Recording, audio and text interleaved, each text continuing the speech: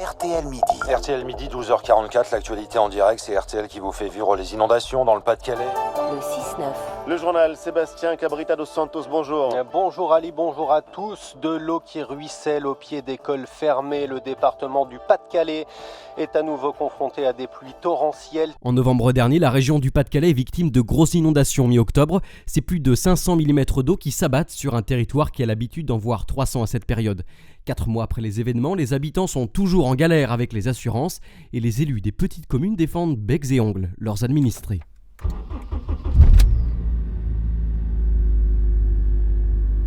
C'est à une quinzaine de minutes de Calais que nous rencontrons Steve à Andres, une commune très touchée par les inondations. Oui, je m'appelle Steve Vasseur, j'ai 48 ans. J'habite ici depuis 10 ans, c'est la première fois que je suis inondé. En fait, ça va, les 3 premiers jours où j'avais de l'eau dans la maison, j'ai pleuré. Après, bon, on prend le coup, on travaille, et puis en fait, ça partait pas. Au bout d'un mois, c'était toujours dans l'eau. Donc voilà. Pour l'instant, je nettoie encore. Les dégâts rendent sa maison inhabitable. Steve vit chez son frère depuis les premières inondations de novembre. C'était pourri. Ouais. Le plafond qui tombe. J'ai dû mettre des étés. Voilà, ça c'est mort, enfin, j'ai jeté. Après, c'est encore tout en désordre, parce qu'en fait, en 3 mois de temps, comme je travaille, j'ai pas le temps de tout ranger, nettoyer, je fais tout seul, donc forcément... Aujourd'hui, la décrue est terminée, l'eau n'est plus dans sa maison, mais c'est avec les assurances que Steve galère. Entre visites d'experts et charabia administratif, ce n'est pas toujours évident. Pour des dégâts estimés à plus de 20 000 euros, Steve n'a pour l'instant reçu que 3 000 euros. Ouais, je pense. Mais de toute façon, l'assurance, ils m'ont pas encore appelé. C'est l'expert qui m'a appelé. Et l'assurance, ils m'ont pas encore appelé, donc je vais attendre qu'ils m'appellent. Moi, eux, ils ont compté 19 000 euros, travaux, placo, machin, 19 000 euros.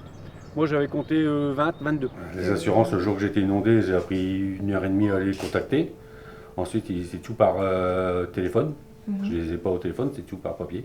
Pour les appeler, je les appelle, c'est moi qui les appelle tout le temps. Quand on leur demande de m'appeler, ils m'appellent, c'est clair. Mais ils savent pas, ça fait 3 mois et là, j'ai toujours aucune nouvelle. En fait, c'est mes assurances.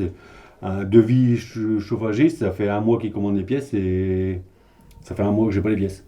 Ils ont commandé il y a 1 mois. Donc la maison est en chauffage depuis 3 mois. Une fois que le chauffage il sera mis, on en parlera. Mais pour l'instant, la chaudière, ça coûte 6 000 euros. Quoi. Et on me dit vétusté. Ah ouais, vétusté, je n'ai pas encore fini de la payer. Hein. Je la paye encore. Vous êtes en colère aujourd'hui ? J'y étais. C'est passé. C'est passé à force. Au bout de 3 mois, voilà, on passe à autre chose. Hein. Il faut avancer. Hein. Sinon, on reste. Voilà, il faut avancer.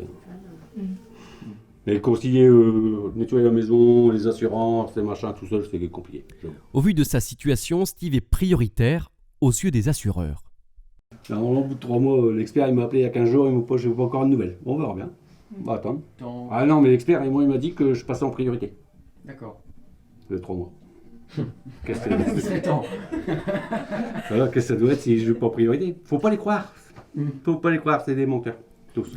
Au lendemain des inondations, beaucoup de ch'tis se sont interrogés sur le fait de reconstruire là où l'eau peut remonter à tout instant.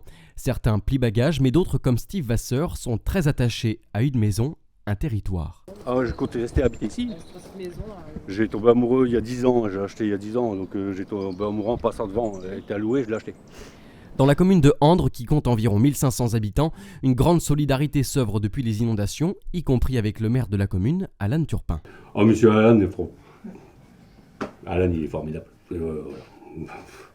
Et heureusement qu'il est là. Il est venu m'aider, il n'y a pas que ça à faire en même temps. Il est venu m'aider quand il est venu il y avait deux aussi, tous les jours il était là. Pratiquement tous les soirs, il venait me voir, il m'appelait même pour me demander comment j'allais. Il est même venu chez mon frère voir parce que ma belle-sœur lui a dit que je n'allais pas. Et du coup, il est venu me voir chez mon frère. Enfin, vraiment, il est bien. Après, dans le village, tout le monde se connaît pratiquement. Je veux dire, dans la rue là-bas, il y a 3 personnes, c'est de ma famille déjà. Donc voilà, on se connaît tous. Proximité, c'est le maître mot de Alan Turpin, maire de Andres, propulsé sur la scène médiatique depuis les inondations.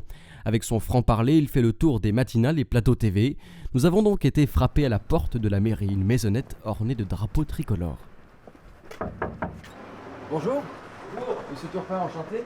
Mon premier rôle a été donc être au plus près de mes administrés pour essayer de leur apporter donc une aide en termes de pompe, de sacs de sable, une aide aussi donc des mains, mais aussi le porte-parole, donc remonter donc le ras-le-bol de la population qui, au final, pour notre commune, est assujettie donc aux montées des eaux depuis bien longtemps. Les dernières références, très grandes références, c'est en 2006.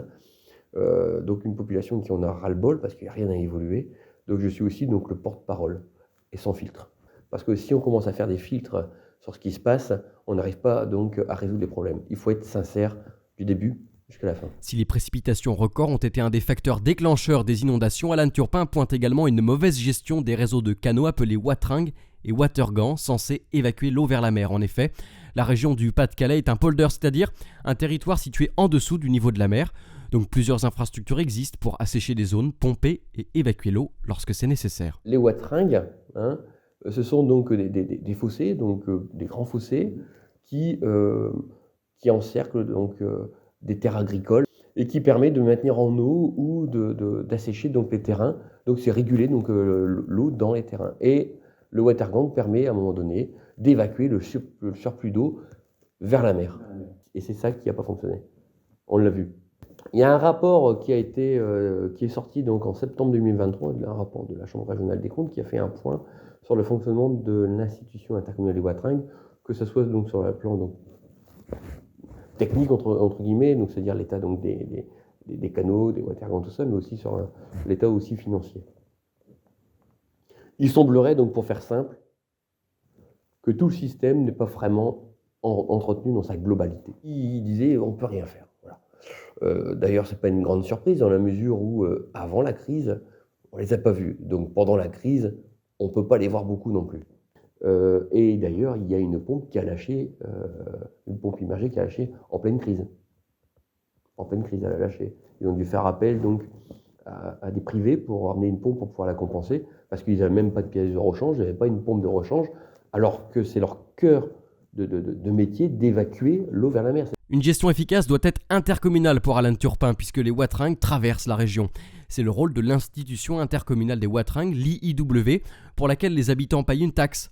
Mais c'est aussi le rôle des sections de wateringues de coordonner les actions et s'occuper de la gestion.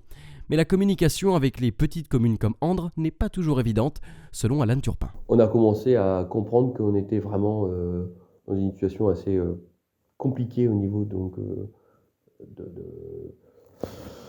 de la vétusté, là. On avait des doutes, mais là, c'est révélé. Et vous vous sentez impuissant face à ça? Bah oui, parce que nous, on n'est qu'une petite commune de 1560 habitants. On a un budget qui est 900 000 €. On a déjà beaucoup de mal à entretenir notre village et le faire développer. Donc forcément, on ne peut pas apporter donc, des solutions en aval et en amont de notre commune. On peut intervenir sur notre commune. Bah, moi, ce que je viens à dire, c'est que dès lors où on me paye une taxe pour un service, le service doit être rendu. S'il n'est pas rendu, il faut que les personnes s'expliquent. Et après, je pense qu'effectivement, l'État devra, pour rattraper le passif, devra donc apporter un soutien financier. Mais l'État pourra apporter un soutien financier dès lors où il y aura des projets qui sortent de terre. On ne peut pas dire à l'État « j'ai besoin d'argent ». Non, ça ne marche pas comme ça. Contacter l'État en disant « j'ai un projet, le projet consiste à améliorer telle station, telle station ». C'est à l'institution intercommunale des wateringues de réaliser ces projets, de les soumettre donc aux intercommunalités. C'est un combat politique que compte mener Alan Turpin, à l'origine d'une association pour porter la voix des habitants contre la gestion opaque des wateringues. Le maire de la petite commune de 1500 habitants insiste, il est avant tout un administré comme les autres. La politique n'est pas son métier, dit-il. J'espère qu'aujourd'hui, au vu donc de ces inondations qui sont quand même assez dantesques et puis inédites, toute une zone comme ça qui ont été inondées, c'est pas fait tous les jours. J'espère que toutes les institutions, quelles qu'elles soient, en ont pris réellement conscience et qui vont faire accélérer les choses. Pas dans 10 ans. Parce que ces phénomènes qu'on a vécus, je pense pas qu'on va les avoir donc, de la même densité donc, chaque année, mais on va quand même avoir des événements plus récurrents. Et dans l'état actuel des choses, des secteurs seront constamment touchés si rien n'est fait. On ne prend pas les choses au sérieux. On ne prend pas les administrés au sérieux. Ni les élus locaux. Ni les élus locaux. Les petits élus locaux. Les grands élus locaux, ils sont écoutés. Les petits élus locaux, non, je peux voir. Non, il ne faut pas écouter. Ah bah carrément, je dérange, ouais, c'est sûr. Et je vais continuer d'ailleurs. Parce que vous considérez que c'est votre rôle. Ouais, parce qu'il en faut un. Voilà. Parce que s'il n'y a personne qui dérange, je pense que les institutions vont s'endormir un petit peu.